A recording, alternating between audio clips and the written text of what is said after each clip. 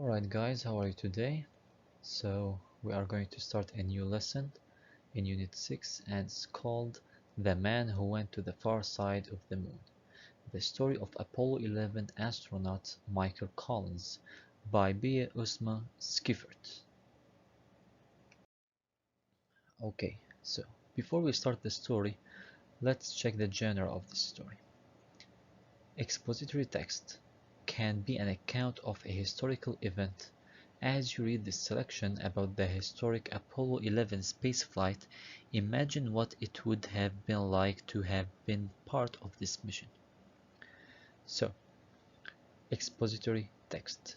Expository text is a type of informational text that provides factual information about a topic using a clear, non-narrative organizational structure with a major topic and supporting information. What does that mean? It means that in an expository text, I have the kind of information that are facts, not opinions or anything else. They are facts from history, from specific sources, so on. And they should be clear and they should be non-narrative. A narrative story or a narrative text is telling a story, and this is not narrative. It is just a text with facts that has a major topic to speak about and supporting information to discuss about. Expository text can include topics such as historical, scientific, or economic information. These are the things that are related to expository text most of the times. In the next page, we have the question of the week. The question of the week says, how do the achievements of others influence our dreams? When someone, a friend, a parent, a sibling, or anyone that I like, I watch videos of, how can his or her achievement in life influence my dream? How can it help me and support me to go on to do and reach the dream that I am looking for? Take a few seconds to think about it, and I will be answering this shortly.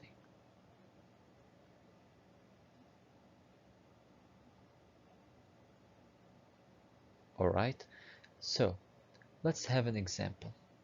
Let's say I have my brother in school and he has been working so hard doing his homework and participating in class and doing more researches about the topic that is being studied in class.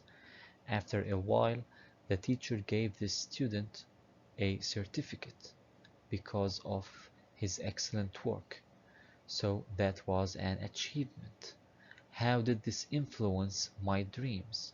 It can influence me by doing almost the same what my brother has done and maybe better than what he did. So perhaps one day I could also get a certificate as well from my teacher. Another example, my dad. My dad has been working hard for so much time, and after all this time, he got promoted to be the manager of the company he works in. It was his dream, and it came true at last. So, how did this influence me? It influenced me also by how my father had worked all this time so hard and taking his time to take care of his job and his duties, and at the end he reached what he wanted to. This can help me by doing same as he did, paying attention to my work and work harder than anyone else so I could also fulfill my dream and reach it.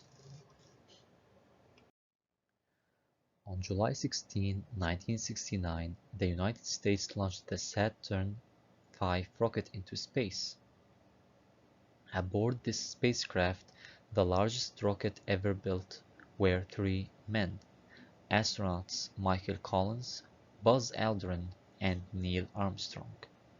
Their mission: to be the first to land on the Moon. One of these men would not land on the Moon. However, that man, Michael Collins, would circle the Moon in the command module while Buzz Aldrin and Neil Armstrong landed the lunar module, Eagle, and explored the Moon's surface. It is July 20, 1969, a Sunday. It's 4 minutes to 10 in the morning. It is minus 250 Fahrenheit, minus 180 Celsius, in the shade, and plus 250 Fahrenheit, plus 120 Celsius, in the sun at the Sea of Tranquility, where Neil and Buzz have landed the Eagle. They are 242,000 miles, 390,000 kilometers from Launch Pad 39A at Kennedy Space Center in Florida.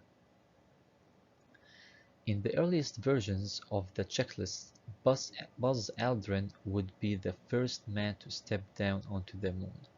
But the lunar module hatch opens inward to the right, and Buzz, who stood right behind it, had difficulty climbing out.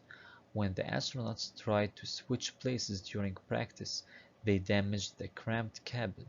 A few months before the launch, it was decided that Neil should go first.